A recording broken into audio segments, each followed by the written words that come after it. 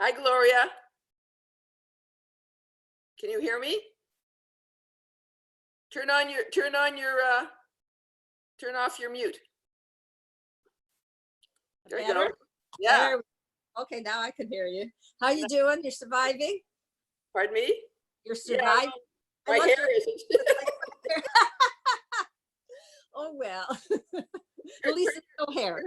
Turn your screen so I can see your whole face. I'm only seeing your top half of your face.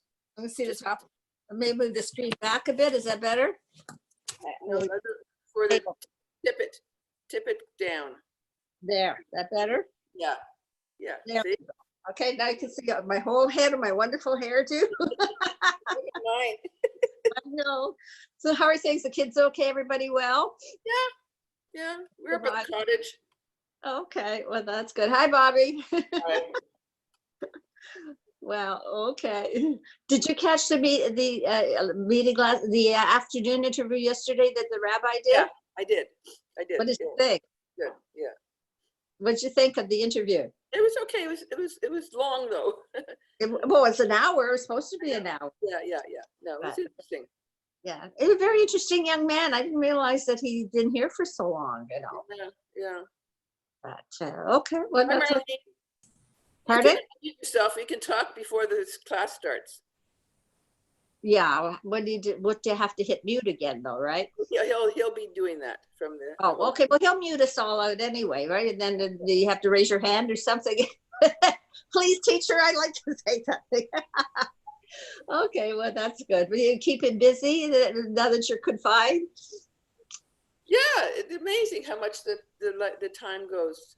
There's lots to do up at the cottage. Hi, Bev. You can unmute yourself. Unmute yourself. Bev, unmute yourself. She figured it out. You figure it out. Yeah. Okay, that's good. So are you at the cottage or where are you now? I'm at the cottage, yeah. I see. How's the weather being out there? Same as Toronto. I'm in Keswick. We're just. Oh, well, you're not far away. 45 minutes from Toronto. I got you. Okay, well, that's not bad. Yeah. It's very nice, actually. It's really sunny today. It's beautiful sunny. Yeah, we used to dock our boat at Keswick all the time. So really? Yeah, a lot of changes, though. Let me tell you, that's for sure. Oh, it's like a city. It's not like true. You know, up north. You know, they're saying don't go up north to your cottage, so because they don't want to deplete the services. So my sister, her two daughters, and their family, they're up at their cottage, quarantined. They're isolating up there. So they did a food run from Toronto on Friday. They took a whole shopped in Toronto, took it up there, and then came home. Okay.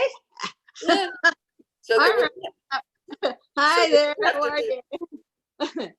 Yeah. Oh, wow. Well, different strokes, different ways. So they're going to go back up there, or is that just for emergency purposes? No, they were just shopping for their kids. They're not seeing their kids. They're staying away from them. Oh, so what was the first for them? Left them on the ground and off they went. Okay, well, listen, they're behaving. That's what you have to do. Not easy, but what can you do? Yeah. Hi, Bev. Hi there. How are you doing? Okay. How are you? Hi, Sam. Good. We're managing. Yeah, that's good. A little bit lonely, but yeah. At least we can Zoom with our kids. Well, we did. We had a birthday party for Jen on the weekend, and we did it in their garage.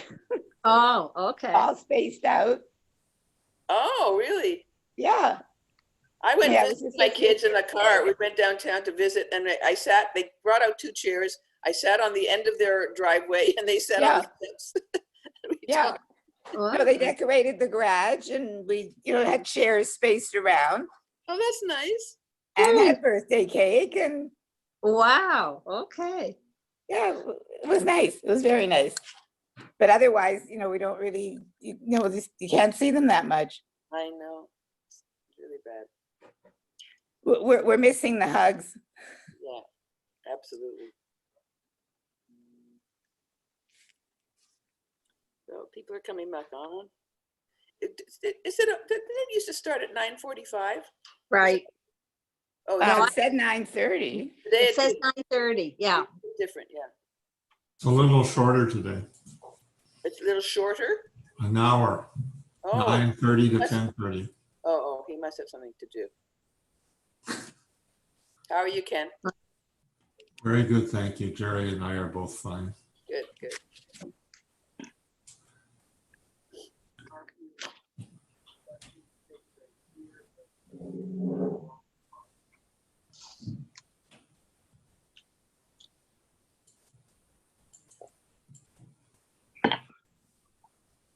So we have a small group today. They'll come out. I'm sure. Unless they're thinking it's 9:45 as per usual and they didn't read the note properly. Yeah.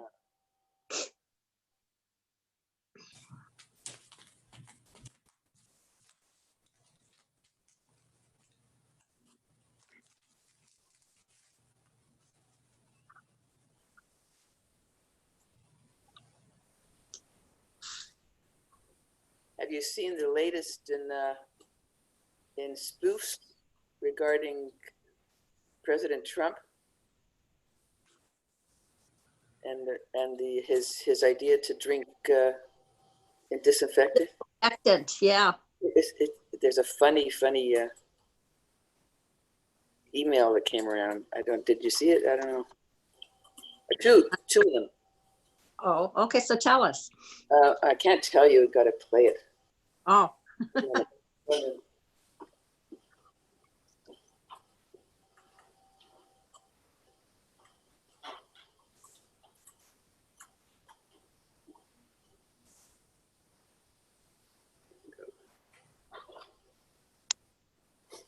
Unfortunately, it isn't funny Oh, that a president would do that.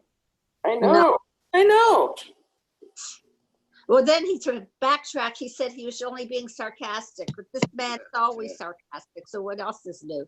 But some people actually followed his advice. There are people that have died already in the States that have actually thought Really? that- yeah, that's the scary part. You see, even though he backtracked, some people just retained what he said, and they think it's truth because the president of the United States said it. So must be fact. He's got a following of 40 million people. Don't forget that. I'm sorry, Go.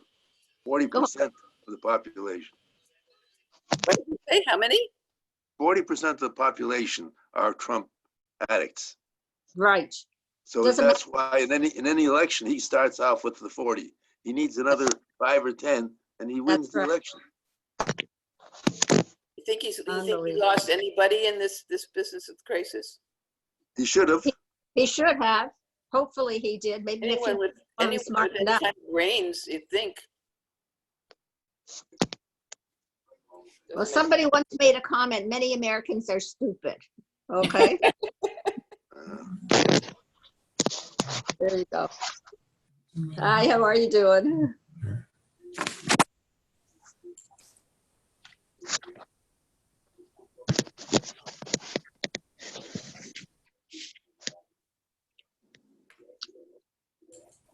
Morning, everyone. Morning.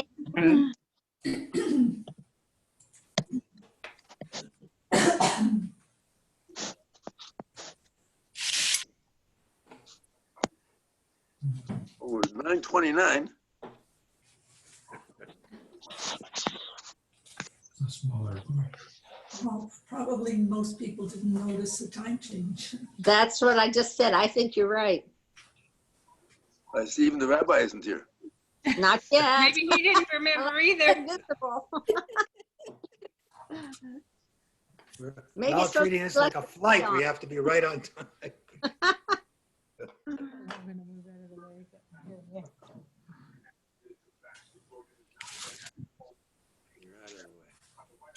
Do you folks see that shaliach yesterday from Israel? Yes, he spoke very well. I I was really impressed by the fellow, really. Absolutely. me too. Pleasure to hear him. Yeah. I didn't realize he'd been in Toronto for so long. He says he's lived here for 1.5 years. Yeah. Yeah. I'll be honest, I didn't know he was even here. So, I didn't know why he was with that fix at some point during the 1.5 years. yeah, no.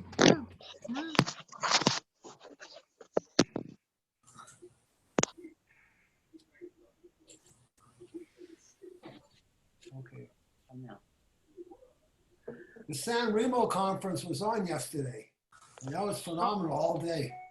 Wow, the San Remo conference. Yeah, right. Oh, was it? Yeah. See if Lots of good information there, lots of good people. Much higher, much higher. Please make louder. Still louder. Wait. Yeah, I got a little video about San Remo, but I didn't realize there was more material on yesterday. Yesterday was the anniversary, right? So 100 actually, years. the 100th anniversary. Years. Yeah. Wow. They went through all the things with the Balfour Declaration, and oh my gosh, it was so incredible. Did they tape it? Can you get on it after the fact? Do you know? Where did you see sorry? it from? Who was it from? Norman, did they tape it? You know if it can be heard after the fact? You heard what she said? I don't know if it was taped or not. Do you know where you They heard had it from? different speakers from Israel who were speaking in Hebrew, and they had different speakers that were speaking in English. Where did you find it? On what site? What site did you go to? It came on from the Jewish Agency. Jewish Agency, Jeffy. The Jewish Agency. Okay. Okay, we'll try the Jewish Agency later. It's really worthwhile. There's so much. Oh my gosh. You just have to have time to listen to it all. I know. Yeah, What else are you doing? You got Yom I'm HaZikaron. baking, and today I'm going to make a monkey bread without yeast because I couldn't get yeast. what kind of bread? Oh, you can get yeast. Monkey bread. You can get What's it- yeast at the Kosher City. There's lots of it. Oh, great. Thank you. I got Thank it. you. Anyway, there's Yom HaZikaron program tonight and Yom HaTzmaut tomorrow night. Yes. People are obviously going to. Where are they going? Where should we go on what site? Jaffe, Jewish Agency. 'Cause there's a lot being sponsored also by like UJA. They if you look through all the big organizations, they have all ongoing things for Yom Ha'atzmaut. Yeah, that's I've true. seen it come. So there's a specific site for the Jewish Agency to get all these things? No. And also, if you go into your TV, $8.99 is an Israeli station. And Only in Rogers. on Rogers, if you have Rogers. Yeah. Yeah, we saw it. Yeah. $8.99. $8.99. But there's no English subtitles. No, it's No. all in Hebrew. Oh, it's all in Hebrew. Well, where's the rabbi? I'm calling him. Someone called Are me. you calling them? Available. You know, the class is usually at 9:45. Do you think they made a mistake? Yeah, that's what we're wondering. That's what I'm wondering. Hi, Marlene. It said Well, Usually right up. So this is the chat room then. That's it, exactly. Rabbi probably said, let everybody have a chat. Well, yesterday it was really cute because our great-grandson turned 2 and we had a Zoom on a birthday. It was so adorable. Everybody checked in and he blew out his candle and everybody sang happy birthday and all the frames were singing happy birthday. Nobody was in tune, but he was loving it. Now he's going to think that that's what a normal birthday is. That's right.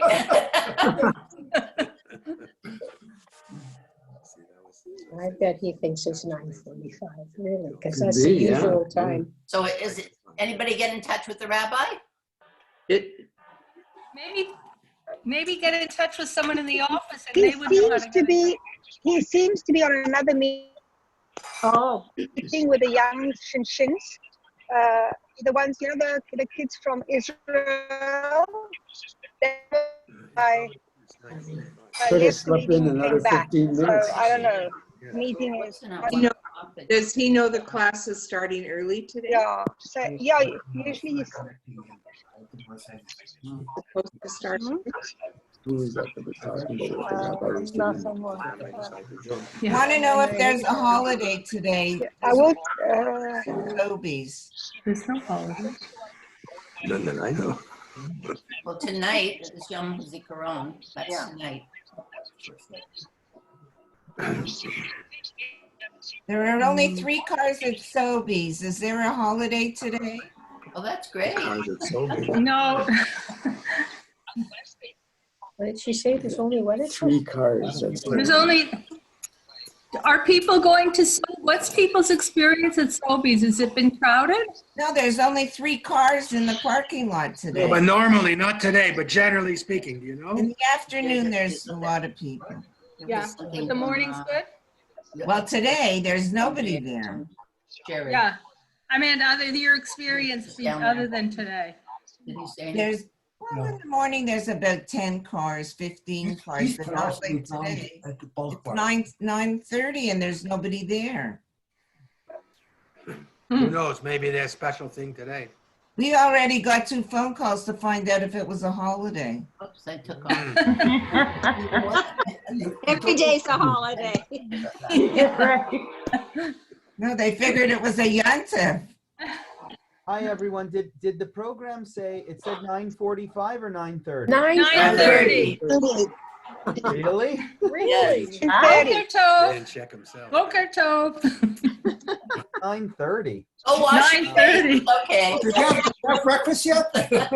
You got my email, Rabbi? Yeah. Give me a few minutes. I'm just about there. No problem. Turn it up. Somebody messed up. Yeah, Ricky has to change the time. How many people are actually on? Let's see. 42. No, It's there's 43. 43. So they got the message 9:30, obviously. 43 people. Yeah. Well, that's what it says, yeah. Yeah. That's what they said, yeah. I am.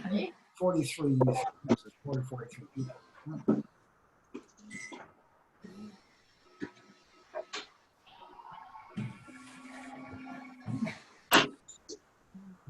I told you. It Is was that our room there? Hi, Bev. Hi there. Bev. How's everybody? Good. We're good, thank you. Good. How are you? Very well. How come her hair isn't back? Must have some of the stuff that you have. Look at the beautiful day outside. Aren't we lucky? Got to get out there. Yeah. Yeah, get out quickly because it's supposed to rain the rest of the week. I know. Today's the day. Sure.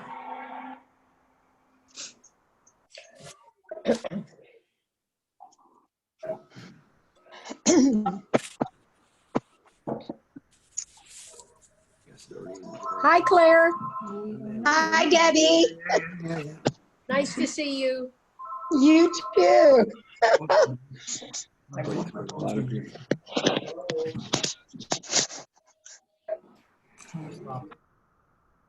Everyone, I'm sorry for that delay. I'll find out what happened with that class time. I hope you're doing okay and staying well and healthy. This is part 2 of part 2 in our ongoing conversation about Judaism as a team or individual sport. Last week, we reviewed, before I start, I have to remind everybody, this is being recorded. The session is being recorded. So if you don't want your face to be found on the internet at some point in the future, you may want to turn off your screen. As well, if you look at the chat section, if you type the chat button at the bottom of your screens, you will see that I posted a link where you can find the notes for today's class. If you want to print them out, they're in a PDF format. But as I've done in previous classes, I'll also be sharing the sources with you on the screen so you can see them as we review them. And if you could, you don't have to if it's too difficult, but if you could, if you see that the name below your face is not your name, it would be helpful if you could change it to your name, just so I know who you are, and might call on you to volunteer. Sorry. So getting back to the material at hand. As I said earlier, the question of Judaism as a team or individual sport. I always will start off the class doing some chazara, some review of where we were before. And what we did last class was really find another way to add some complexity to the discussion. To remind you, we started things off with, if you take a look at your screens, please give me a thumbs up if you can see what I've just shared with you, okay? If you remember how things started off, we have two cases from two different sections of the Talmud. Sorry, I just realized I should put this mic closer. Is that now easier for you to hear? Okay. Two cases from two different sections of the Talmud. And when the later rabbis, the rabbis who comment on the Talmud, when they compare the two cases, which one of which rules permissively, the other which rules stringently, they're able, through that comparison, to add some complexity to this subject in discussing really when it is appropriate for a person to set aside his own or her own well-being in order to help another person. There are such instances, but there are other instances where you should not, where you shouldn't get involved, where Judaism should be treated like tennis. I have my score and you have yours, and we stay out of each other's way. What were the 5 ways that the conversation that we added that complexity in the first part of the class? If you take a look at the notes in front of you, there are questions of implication. You might be more obligated to sacrifice from your own well-being if you were somehow a party to the sin of your friend. That's a time when you might want to be more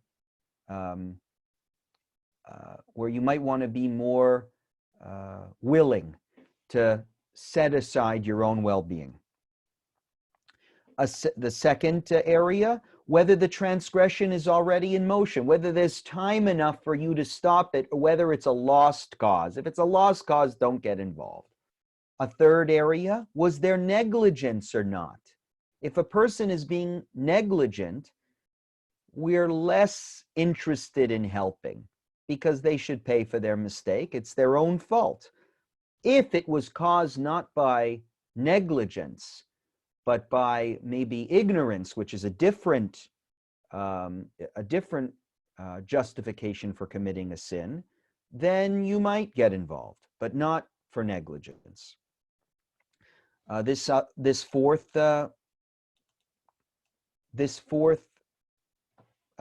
pillar of complexity, you might call it. How serious is the penalty? If the penalty of a person for committing that sin isn't so serious, is it really worth you getting involved? Just let them pay the price.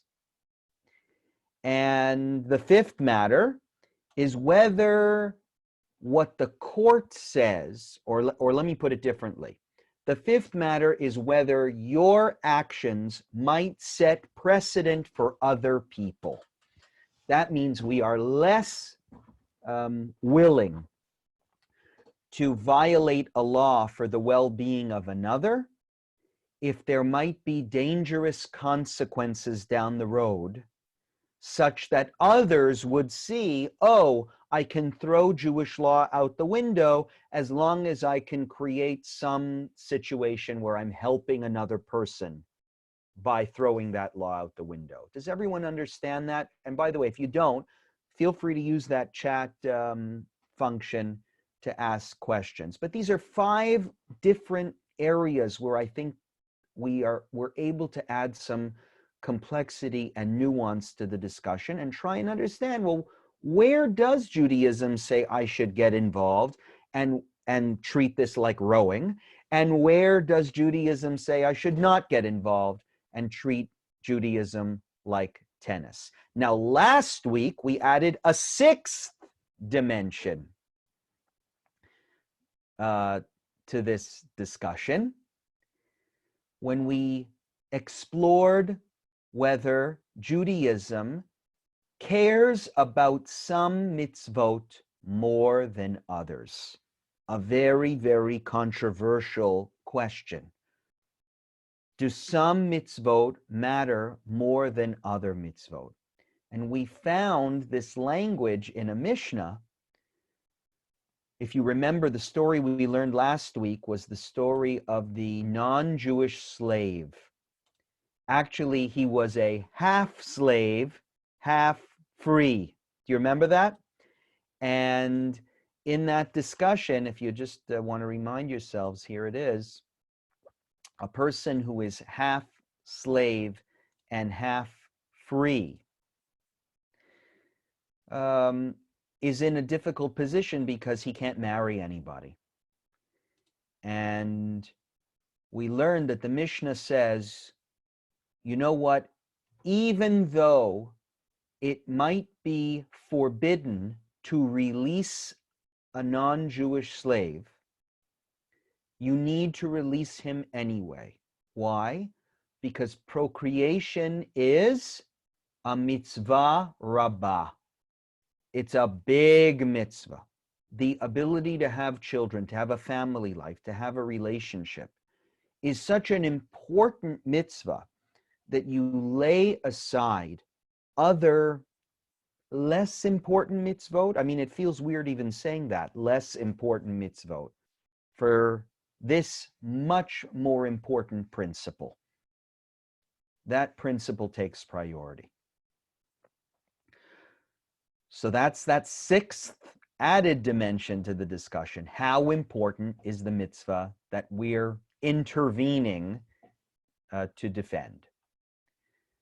Today, we're going to look at a practical example where some of this complexity forms part of a debate between the rabbis on the very issue of how much do we set aside, how much are we willing to sin, how far are we willing to go in order to intervene in a complicated situation. Is this tennis where we need to be looking out for ourselves, or is it rowing where we ought to be willing to violate some laws even in order to help out my friend? So some of the most, I think, difficult and heart-wrenching cases in Jewish law involve cases of families where there is fear that a loved one will abandon Judaism. It's one area where I think we do find some flexibility on the part of the rabbis. I'm talking mostly about medieval rabbis. They're very flexible when they're worried that a member of the family is having such a tough time with Judaism that he or she might abandon the faith entirely. There's a lot of different values that need to be balanced in these discussions. These are grouped into a category called where there's a threat of apostasy, of a Jew choosing or being forced to leave the faith. This has come up a little bit in recent days because we say that the highest priority in Judaism is saving a life. But what if a person says to you, you need to convert to Judaism or I'll kill you? Do you convert or do you submit your life? This is a very complex discussion in Jewish law. Ultimately, most rabbis side on you submit your life. In other words, there are some things that matter more than your life. Your integrity on such a fundamental issue as living and dying as a Jew it matters more than your own well-being. Often these discussions are zero-sum games where it's a question of, do you accommodate this apostate or do you not accommodate them? But we're going to look at a case today where I don't think it's a zero-sum game. Is it permissible for a Jew to violate some aspect of the Torah in order to prevent a Jew from abandoning the Torah altogether? It sounds crazy, but actually this question comes up a lot, especially in Christian Spain. For obvious, those of you who know Jewish history know that medieval Spain was an environment where Jews were tolerated for many centuries, and then some nasty kings and queens come into the picture, and the situation for the Jewish community becomes much more difficult. And many roads, and eventually all roads, are closed off to Jews who are unwilling to convert. So the source we're going to look at that's being shared with you now on your page is a source from the Rashba, who lived at that time. And he's asked he's asked whether a person should violate Shabbat in order to save someone else from apostasy.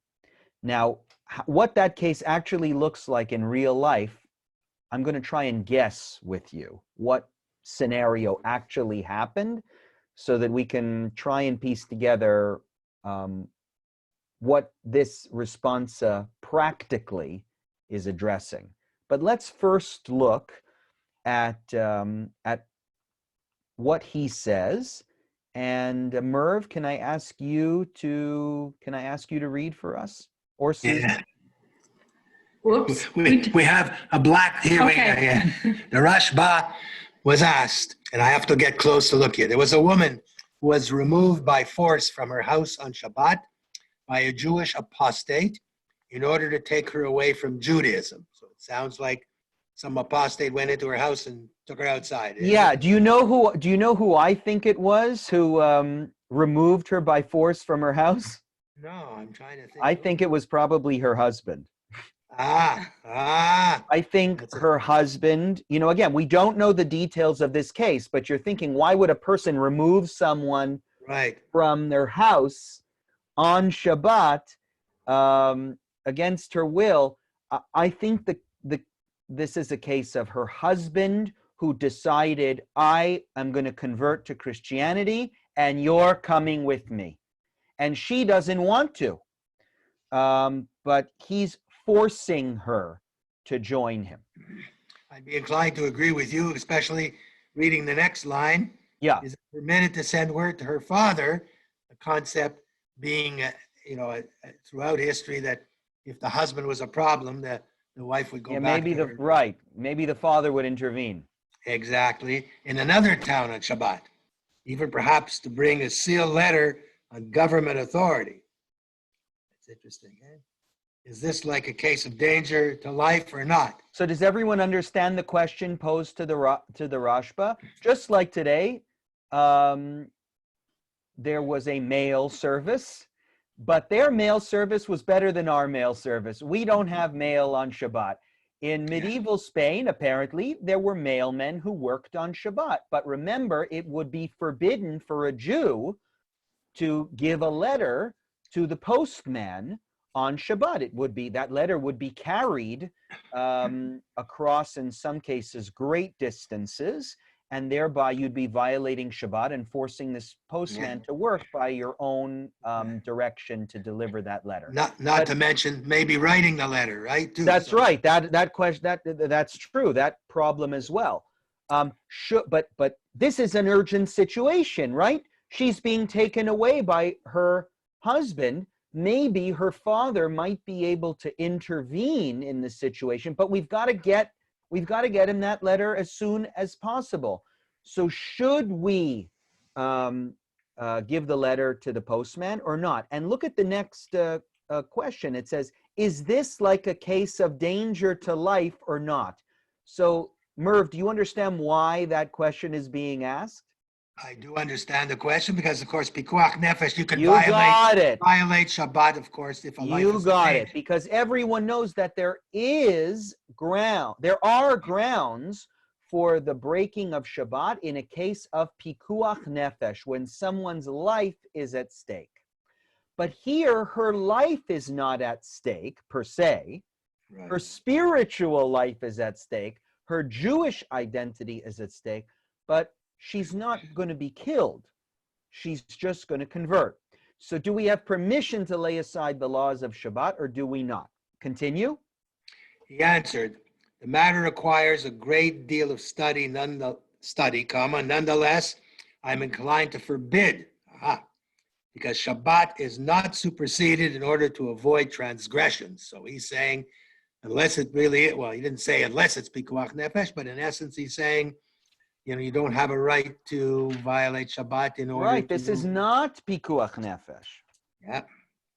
And then he goes on, we do not even permit a person to commit a minor transgression, and he would consider violating Shabbos to be a major, I guess, in order to save his colleague from a major one, as is clear from the Gemara in Shabbat. In the case of Eruvin, I guess those are maybe the ones you had on the screen at the beginning. That's right. I noticed Eruvin That's from there. part 1. Yeah. The case in Eruvin is one where the Am Haaretz will sin on account of the Chaver, and that is the only reason it's permitted. So I guess there he was talking about a case where supposedly a Chaver, a higher spiritual level type of guy, let's say, in theory anyway, you're doing it there. But I guess his attitude is he wouldn't allow him to even do even commit a minor transgression to save a colleague from a major one, right? So I don't know what the small violation was in that case. I wasn't there the first time. So, right. So let me review. Let me help you out. Let me review for you. Thank you, Merv. I appreciate the reading. Good reading there. At the end of the day, the Rashba here says no. That's the first thing I want you to understand. The Rashba says no. Let her be captured. Stay out of it. He rules restrictively, stringently. Shabbat takes precedence over this woman's life. Because her life is not at stake, it's her spiritual life that's at stake. And there's a difference. If her physical well-being was in danger, so we would break Shabbat. But here, she'll become Christian. Okay, it's bad, but it's not the end of the world. We rule stringently. Do not break Shabbat. You have to wait till Sunday morning to get that letter going and tell her father. But let's look at the justification here. He takes the cases that we learned in part 1, Tractate Shabbat and Tractate Eruvin. Remember, in Tractate Eruvin, the conclusion is Judaism is a team sport. We have to sacrifice for the other. But he says that doesn't apply here.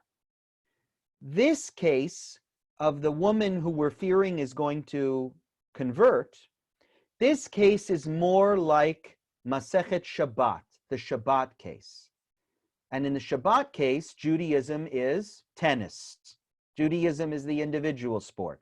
In the Shabbat case, remember, the conclusion is, it's not your problem. He put the piece of bread, he put the dough in the oven, and the tractate says, Rav Sheshet in that part of the Gemara says, you know what? You had nothing to do with his negligence. He put that dough in the oven. You had nothing to do with it. Don't mess in and get involved. We do not allow people to sin just to help out their friend in some way or the other. The reason why we were more lenient in Tractate Eruvin is because, for those of you who were here for part 1, the owner of the orchard, the Chaver, was a party, an intricate party to the series of unfortunate events that led to the dilemma in the first place. It was his orchard. The chaver owned the orchard. The guy who came and picked the fruit, yeah, right, he should have asked the question, did you tithe this produce or did you not? Okay. But you could just as easily blame the owner of the orchard. He should have told the guy who came to pick. Remember, those fruits need to be tithed, or those sheaves of wheat need to be tithed, or that fig tree, you have to remember to tithe the figs. Because he is a party to the whole affair, we rule there that you should be willing to sacrifice in order to help your friend out. But the Rashba says that is not what happens here. You have nothing to do with this woman. You had nothing to do with her husband kidnapping her. This is some story that you heard about, that your friend told you about. Stay out of it. This is a very tennis kind of view of Judaism. You do not lay aside any laws on Shabbat in order to protect or help out this woman. If you have any thoughts about that, you can certainly share them in the comments section, but you should know that the Rashba was very criticized for this ruling. You know, if you think about mitzvah rabbah, what we learned last week, what are the really important mitzvot that we should be intervening in every instance in order to further? So last week we talked about procreation. That's a mitzvah rabbah. We should be willing to sacrifice for that. This might be another example, wouldn't it, of a mitzvah rabbah.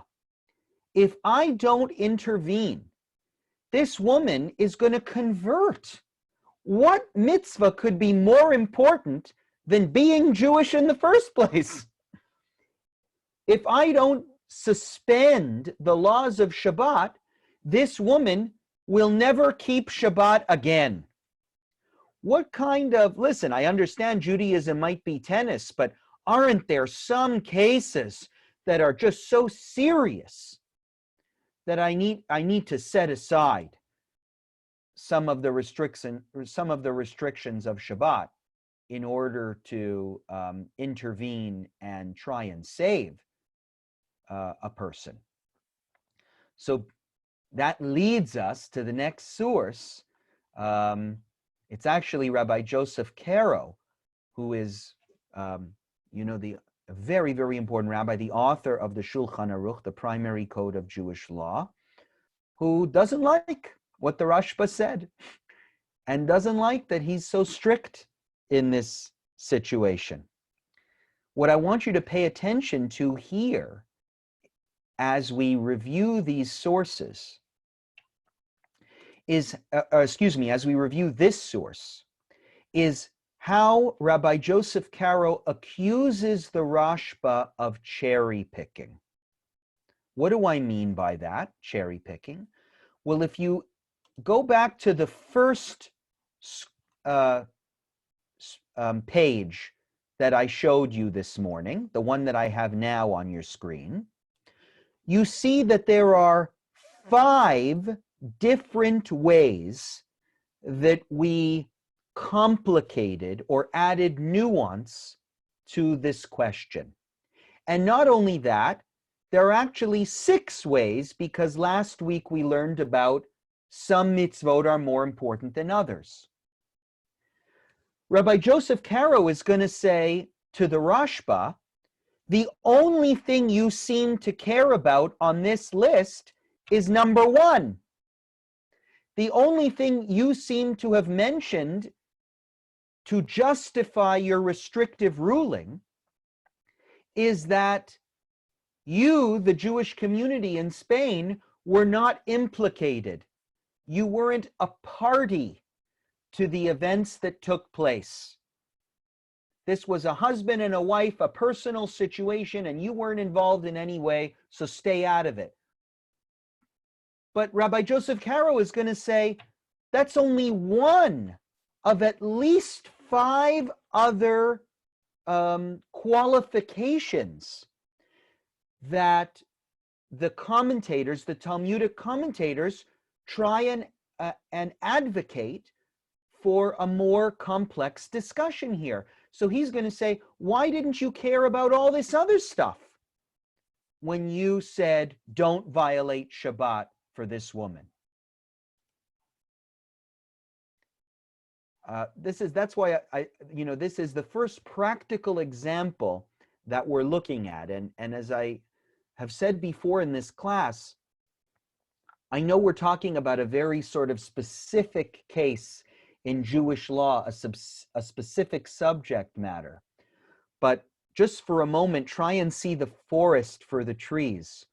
We're looking at how some case from about 2,000 years ago starts impacting Jewish life in medieval Spain, that is 1,500 years later. Rabbis are wrestling with this very relevant question. This is a crisis for the Jewish community. People are converting out of Judaism. And in order to save them, sometimes I need to stretch Jewish law. And we're relying on these sources, which are way, way back, in order to try and figure out how flexible we can be. The Rashba finds no flexibility. Let her go and convert. You can try and save her, but you can't break any law in order to try and save her. But let's see what Rabbi Joseph Caro says as we turn to this next source on your screen. Marcia, can I ask you to read for us?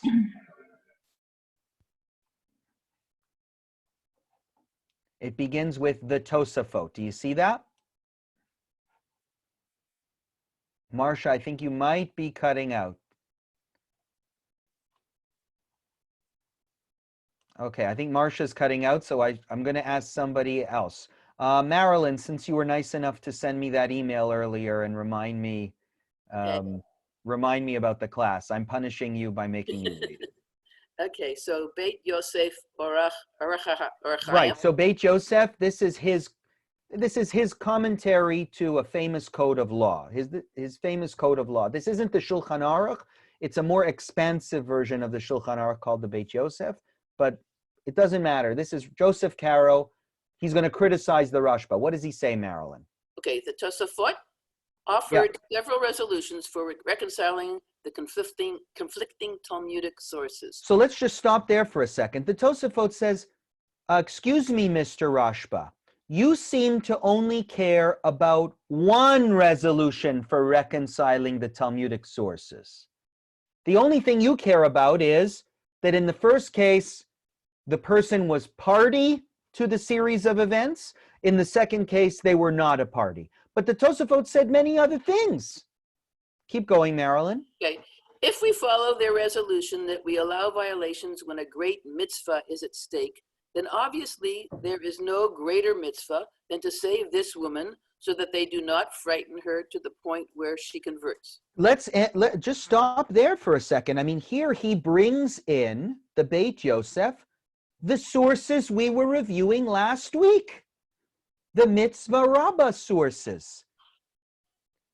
He's screaming at the Rashba. I mean, picture him screaming at him saying, yeah, fine, this isn't pikuach nefesh, her life, fine, is not at stake, but this is a Mitzvah Rabbah. This is really important. You're saving this woman because they're going to frighten her to the point where she converts. And look what he says, there's no greater mitzvah. Isn't this a surprise to you all in this class? He's saying there's no greater mitzvah than to save this woman from converting.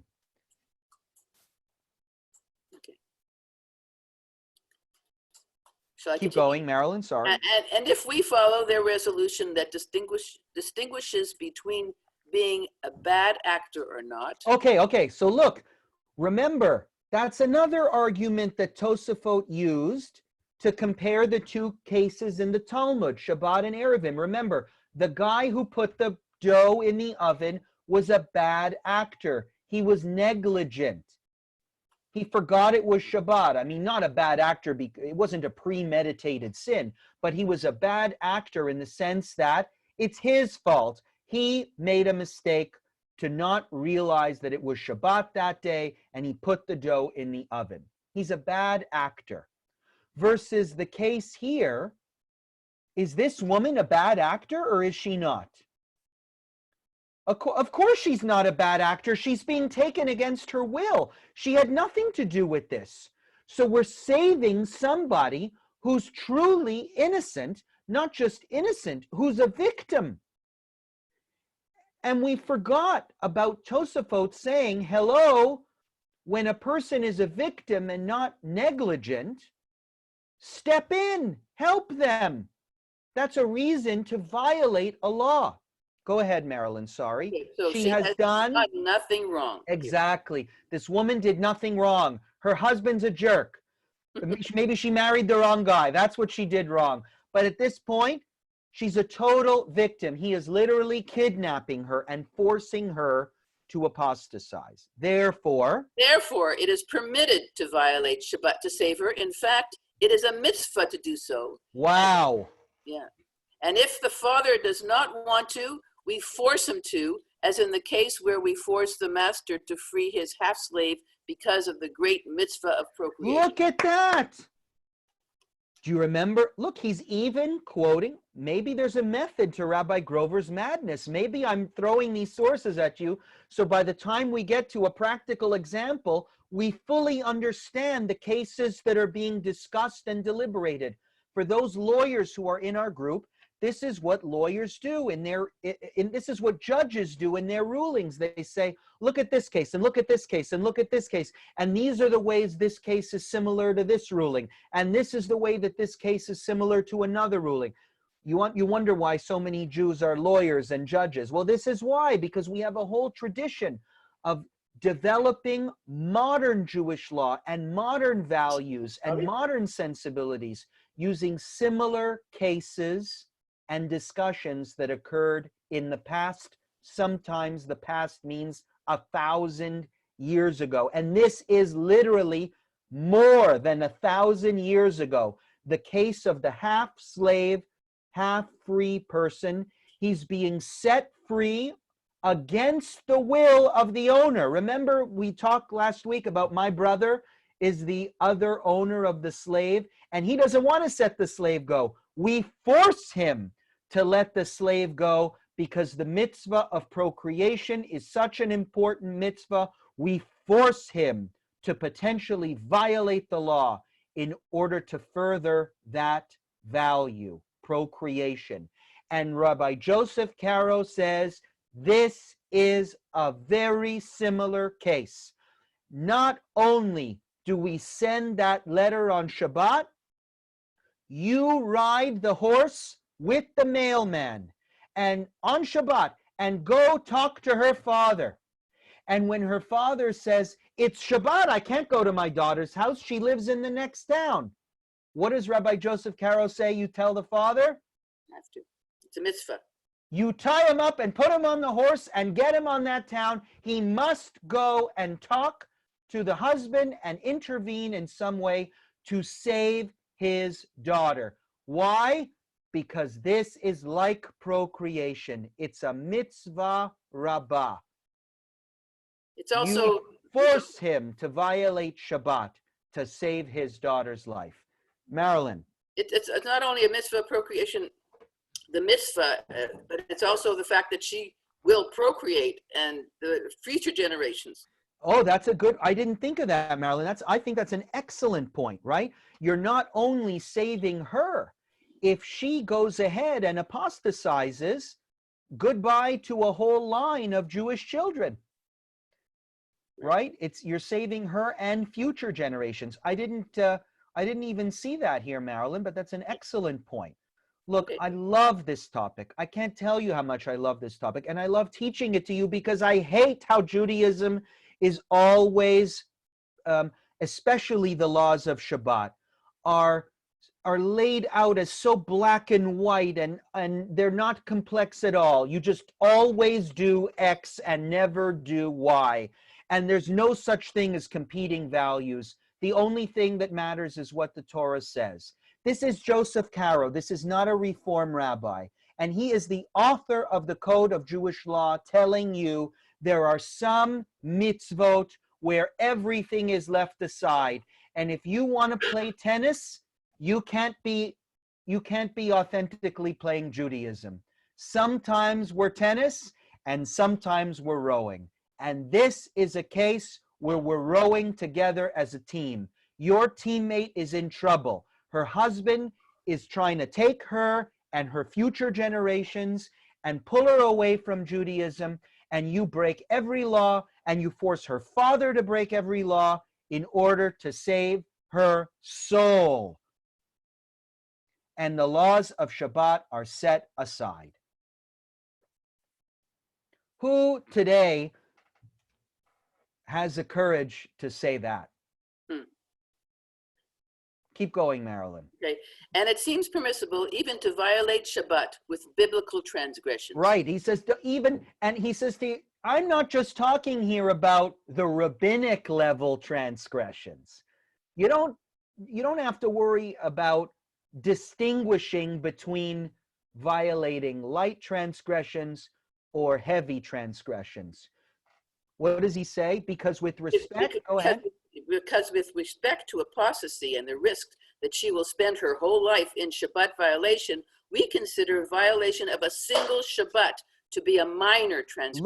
Look at the calculus here. I love this. Look what he says. This is a very utilitarian approach to this, to what's going on. He says, here's the calculus. If you don't save this woman, thousands more Shabbatot are going to be violated. Not by you, but by her. But does it really matter? You're on the same team. Thousands of Shabbatot will be violated if you don't intervene. If you do intervene, one Shabbat will be violated. It's a simple math equation. If you get her, if you can somehow intervene and save her, your violation of even biblical prohibitions on Shabbat will be seen as nothing. They'll be seen as nothing. God won't even notice it. Why? Because of you, you saved somebody from violating 1,000,000 Shabbatot. If you use Marilyn's logic and even go on to her future generations and her future children, you saved somebody from violating 1,000,000 Shabbatot just by violating one. Crazy. This is a crazy source. And by the way, as much as I love it and love I love the weighing of, well, if I do this, yeah, it's serious, but I'm stopping many, many more bad things from taking place. Does anyone see the danger here? As much as you might like this source, everyone likes a lenient ruling. But do you see the danger of a ruling like this? For a moment, contemplate a little bit where this might lead. He's basically saying here, I mean, without delineating limits, couldn't you imagine us using this very same logic in the name of all sorts of different communal efforts to keep people connected to Judaism, to break mitzvot left and right? I mean, listen, like Chabad, this is what they do. Their whole thing is let's save as many Jews as possible. Imagine if the Lubavitcher Rebbe says, you know what, I read in Joseph Caro that because we're in the business of saving Jews, we can violate everything. So it's just obviously Lubavitcher Rebbe did not say that, but if he wanted to say that and have a source to justify it, the danger is he could use this source right here. And forget Chabad, so could I. I could say, you know what, I'm going to, there's this family that lives in Ajax, and that's outside of the Shabbat boundaries, and I usually don't drive on Shabbat, but because I feel like if I just spend Shabbat with them, I'll get them to start observing Shabbat regularly. I just know it. Them and their children and their grandchildren. So you know what? I think I can use this logic to get in my car and spend Shabbat with them.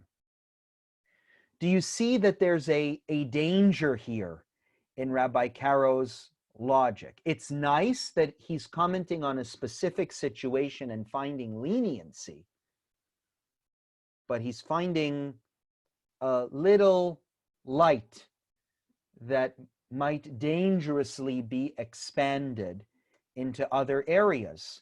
When you say something like you can violate Jewish law in order to save somebody's soul, that's very subjective, isn't it? What does it mean to save somebody's soul? And you could extend that in very dangerous ways where basically the whole edifice of Jewish law can collapse if you want to be so flexible. Just before we get back to the response to this case, I want to just turn to some comments because I can see my screen flashing in front of me that some people are commenting. So someone says, is the Rashba the Rashban? I don't know who the Rashban is. I've never heard of that, Rabbi. The Rashba is Rabbi Shlomo ben Aderet, and you can Google him on Wikipedia if you want to find out his life story. There's an interesting comment here. Maybe it's the patriarchal society is the reason for the restriction. That's very interesting. Maybe the Rashba is saying, listen, it's her husband. At the end of the day, a woman needs to just do whatever her husband says. I don't think so. I would say to you, even though you might say that the rabbis at that time were interested in preserving a patriarchal society, I don't think they would do so at the expense of saving somebody from converting to a different religion. They cared more about keeping people Jewish than they cared about preserving a patriarchy. Janet says, this could also allow electronics to be used for Shabbat and holiday shul services. Exactly, right? You could say, well, listen, if we don't make electronic devices available for people to use on Shabbat, how will we save their souls? How will we keep them connected to Judaism? So we lay aside all Shabbat restrictions. Very good. I mean, you can see cases where we are led down very dangerous paths in order to keep people involved and connected. So I think that brings us to Nachalat Shiva. Nachalat Shiva is the next source that we're looking at from the 17th century that is a similar case of apostasy, but it is different in one key way. And I want to pay attention to that so that we can continue to make this conversation interesting. Gloria, are you okay to read for us? Sure. One who discovers that his son has run away and has decided to convert to Christianity, for example, Islam, can he violate Shabbat in order to chase after him in the hopes of bringing him back to Judaism? So we already have learned now why this case is different in that one key way. Gloria, have you figured it out? What's the one way that this case is different?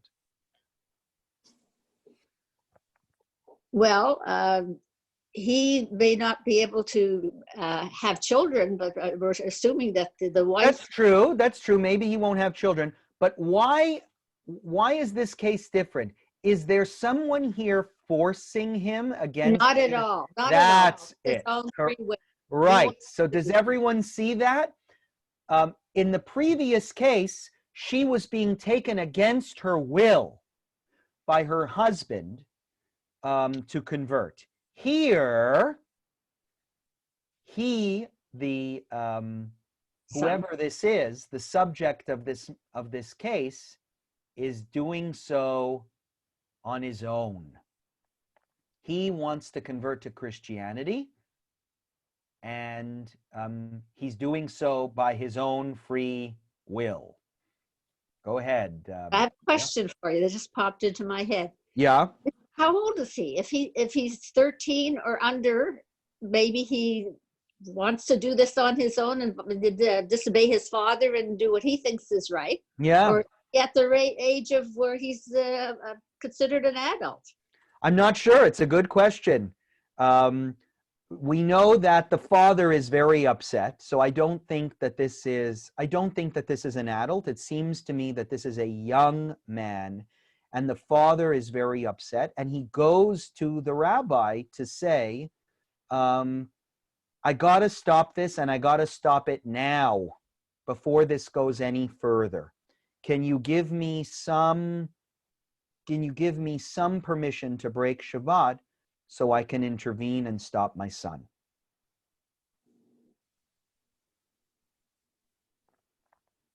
So go ahead, Gloria, from the Beit Yosef.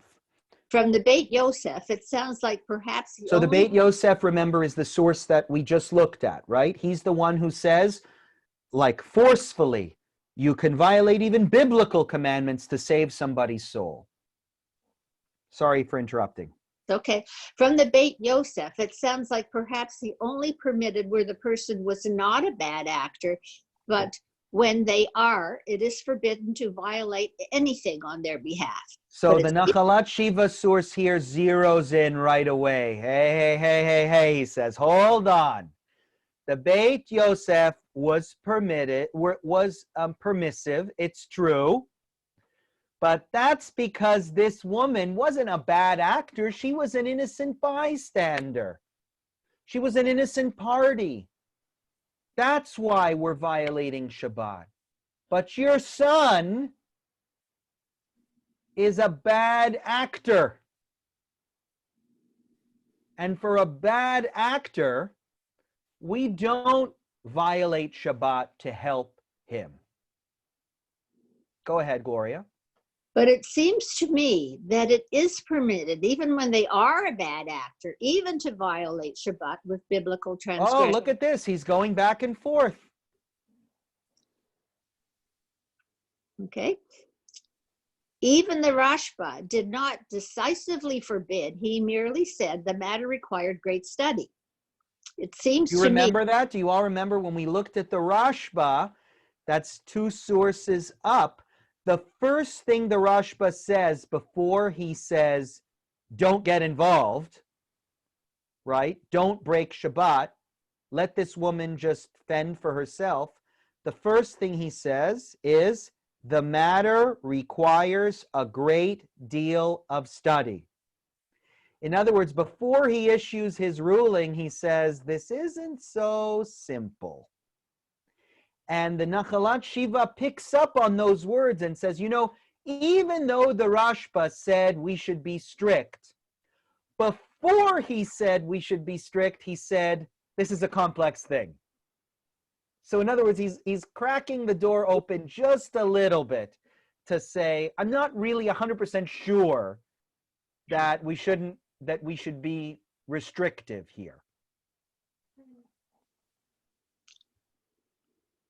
Go ahead, Gloria. I'm very sorry. I keep interrupting. That's okay. No, by all means. I get excited with this stuff. Well, you're right. It seems to me that Shabbat is superseded here, just as it would be for any sick person, on the basis of violating one Shabbat, so that they will observe many Shabbatot. Don't say that we only do this because the sick person is not a bad actor, but because no one dies without having sinned. Look at this. Wow. Maybe part of this is because this is a young, like you asked Gloria how old this boy was. Maybe part of this is because he's young. And so the rabbi might feel like, yes, we know he's a bad actor, but he's an idiot. He's a stupid kid who's doing something stupid, and we still need to intervene. That could play into it. He uses this line saying, you know, he's like, we should treat all people, don't be so quick to label them as bad actors. Nobody dies without having sinned once. Okay. So just because somebody sins and says, I'm done with Judaism, I'm going to convert, don't give up on them. Don't say that they're a lost cause. Don't say that we should really let them be and let them be lost and not violate Shabbat on their account because they're being stupid at a given day, at a given moment. He says that this is like a sick person. You could almost say he's mentally sick. This is treating somebody like they're mentally ill. And again, he goes back to the calculus that the Beit Yosef uses. Remember, we violate one Shabbat so as to stop somebody else from violating millions of Shabbat.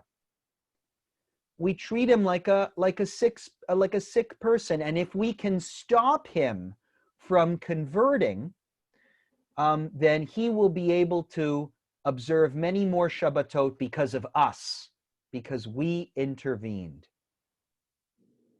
So isn't that interesting that at the beginning it sounds like he's going to say, just leave him alone, and he's a lost cause, and mind your own business.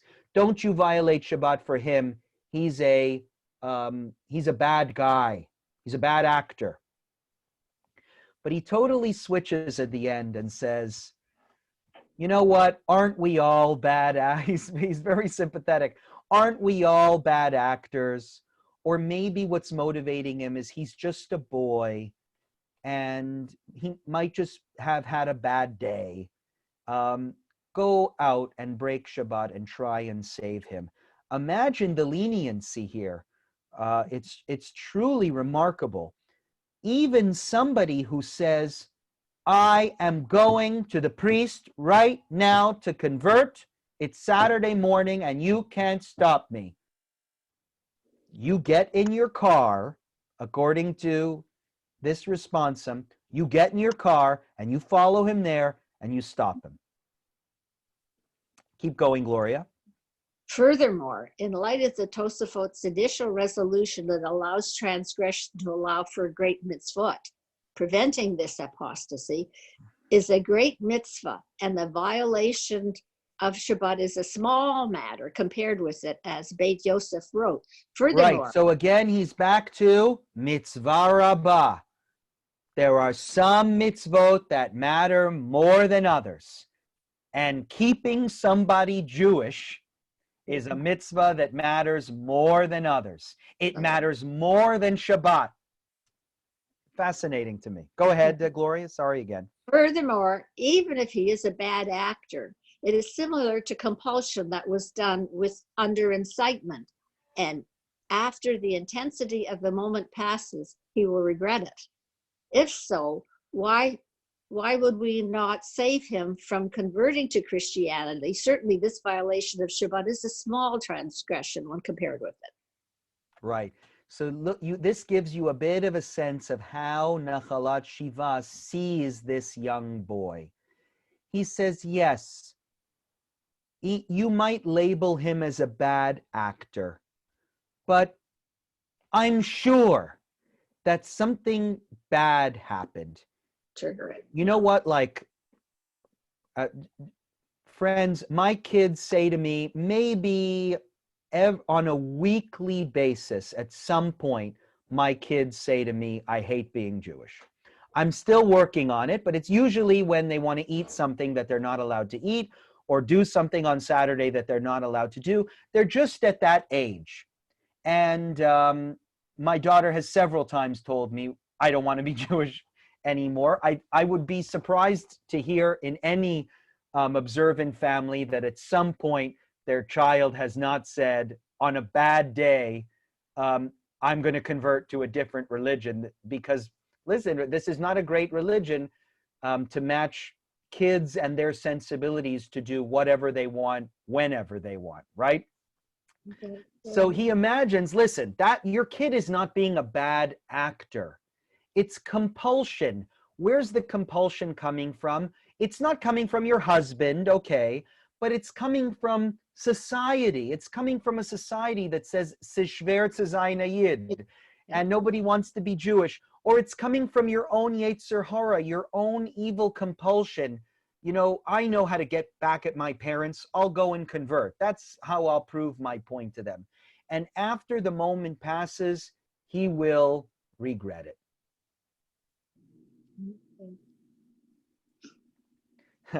Now, so what was once a danger that I identified in the Beit Yosef, right?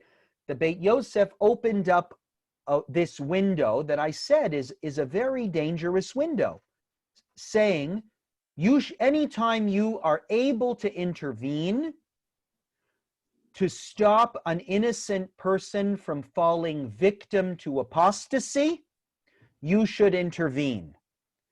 Well, Nachalat Shiva now opens up that window a bit bigger, doesn't he? And say, even if the person is telling you, leave me alone, it's a free country, I can do what I want, I don't want to be Jewish, I want to be Christian, mind your own business, you should still violate Shabbat and try and stop that person and do whatever it takes to keep that person in the fold. That window has now been cracked open even wider. So look what this, thank you, Gloria. So this, you know, this window is being cracked open a little too wide.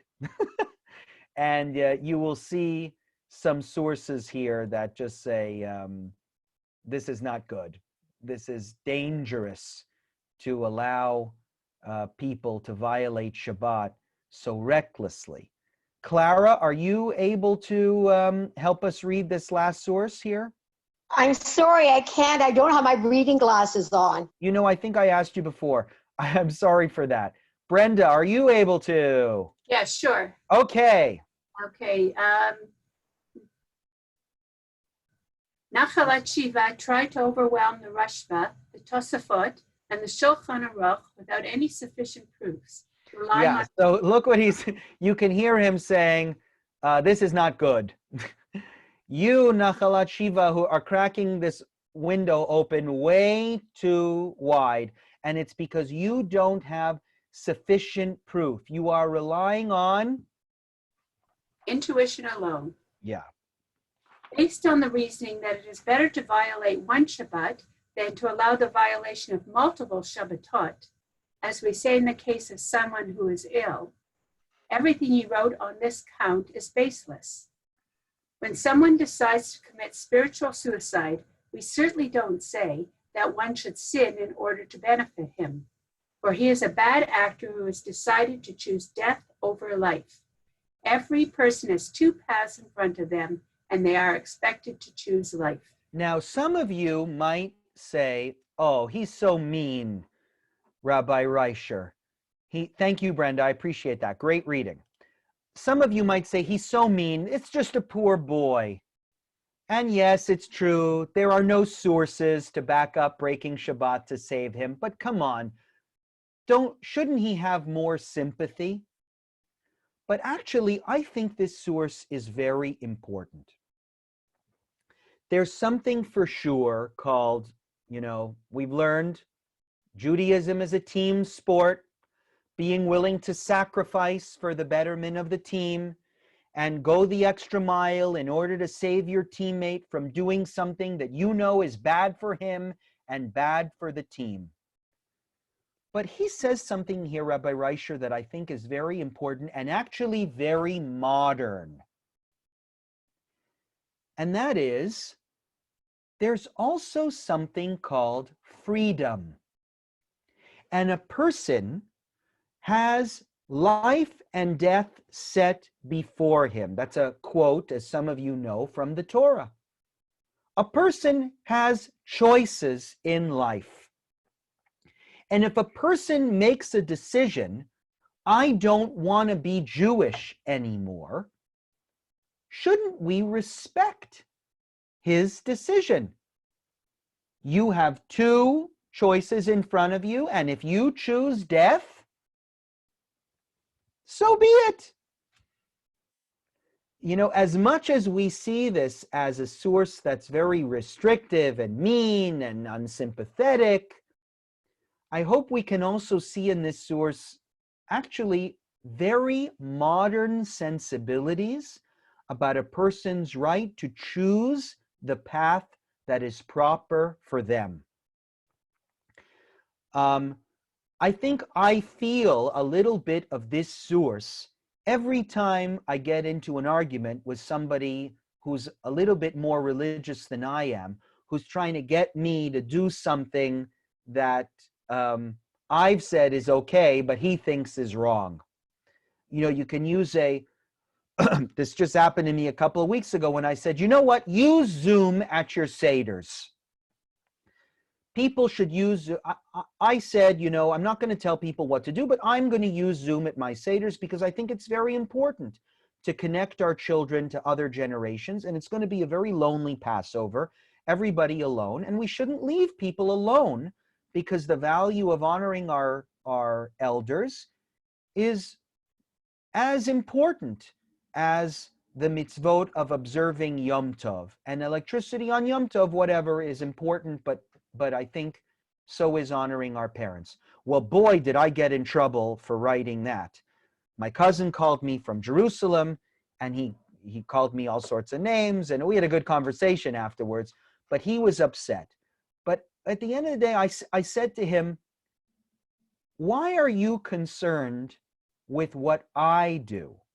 What are you so concerned with me? You know, I understand that you don't feel comfortable using Zoom at your Seder, and I respect that.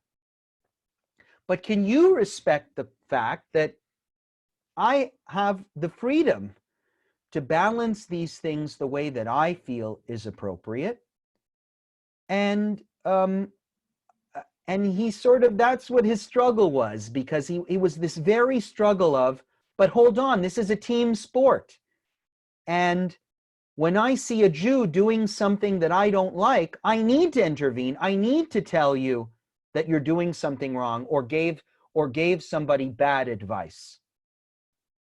So this is adding some, I think, important, although you might find him unsympathetic, I think it's adding an important dimension to this discussion that all of us might call upon at some time when we're being told, you should do things the right way.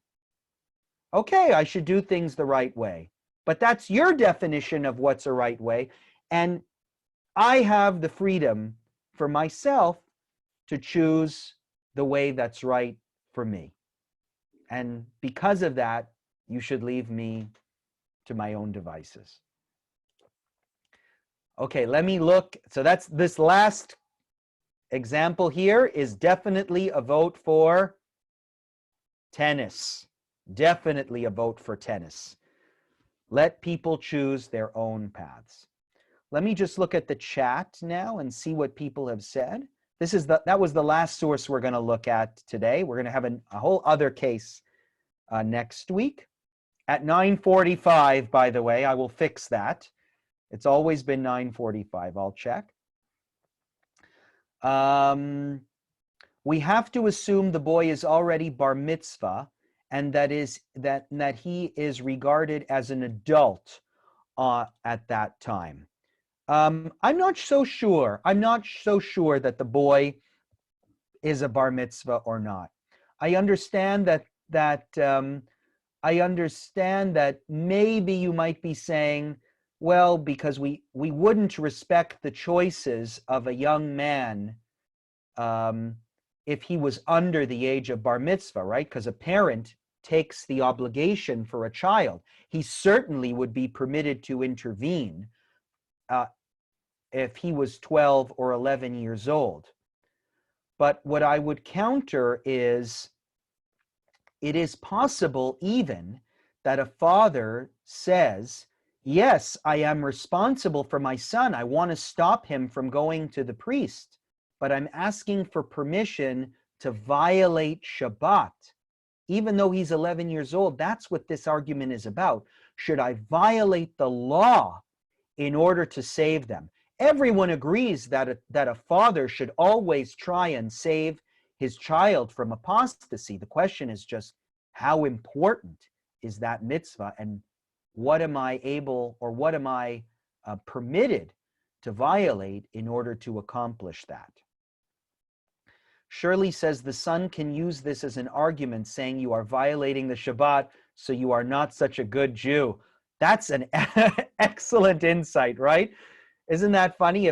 If your son sees you driving behind him on his way to the church to be baptized, he's going to say, look, you're not such a good Jew either. You're following me in your car and you're breaking Shabbat. That's excellent. I didn't think of that. The same rationale can therefore be used for the Ajax family, right?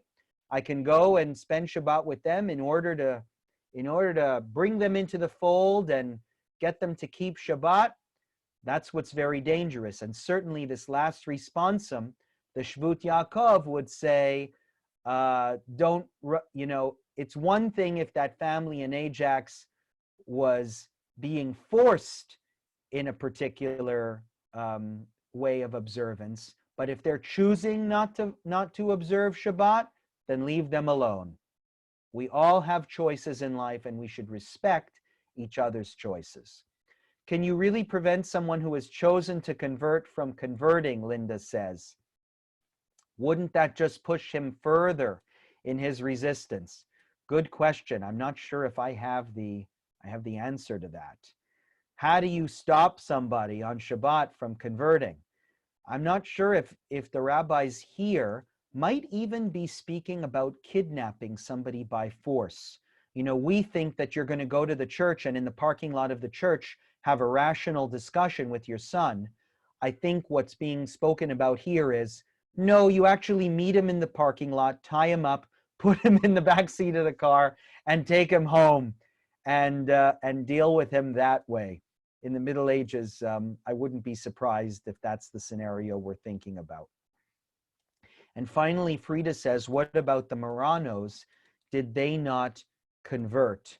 So that's true. That's a bit of a different case. The Spanish and Portuguese Jews who converted to Christianity but secretly practiced Judaism. It is a bit of a different case, because there you're not dealing with people asking, should I violate Shabbat in order to save somebody from converting? You're asking, should I put my life in danger? Remember, in medieval Spain, if you were going to stop somebody from converting to Christianity, that was almost certainly a volunteering to die at the hands of the Inquisition. So that's a layer of complexity that we haven't yet explored in this class. Violating Shabbat is one thing, suicide is another. But as always, I hope that you found one or two ideas or sources here that caused you to be enlightened and think more deeply and carefully about this question. And I think particularly in the questions that we've reviewed today and some of these responsum, what I hope you've seen is nothing is black and white in this religion. And people who attempt to say, no, there's nothing more important than Shabbat. Shabbat is is the essence of Judaism and you can't violate it for anything. Well, now you have another source to show off to your friends and say, well, what do you make of this? And what do you make of that? This source seems to say that even saving somebody and helping them to remain spiritually connected might impose upon us the obligation to violate Shabbat, not just the option. I think it reminds us that our sages of yore were much more understanding. They were much more human. They were much more sensitive than we give them credit for. And I'll say it again, it would be nice to have those kinds of religious leaders in the world today. Look at in that source that talked about the child converting, how the argument becomes between the two rabbis, those two last sources we read. It's almost like the Shvut Yaakov is saying, you're too sensitive. You're too sensitive. Everyone has a choice in front of them, life or death, and just let them make their own choice. Don't start becoming a psychologist and telling me that people are sometimes compelled in certain ways and nobody dies without sinning. You're being too nice. It's actually a fascinating discussion between the two of them on how we should view people. Are people victims of their own compulsions, or do we grant them the right to choose the life that they choose and not ascribe that victimhood to them so quickly? Lots to think about here. I love learning with you and look forward to learning more with you next week. Have a wonderful day, everyone. Take care. And this will be online for those who missed it or who missed parts of it.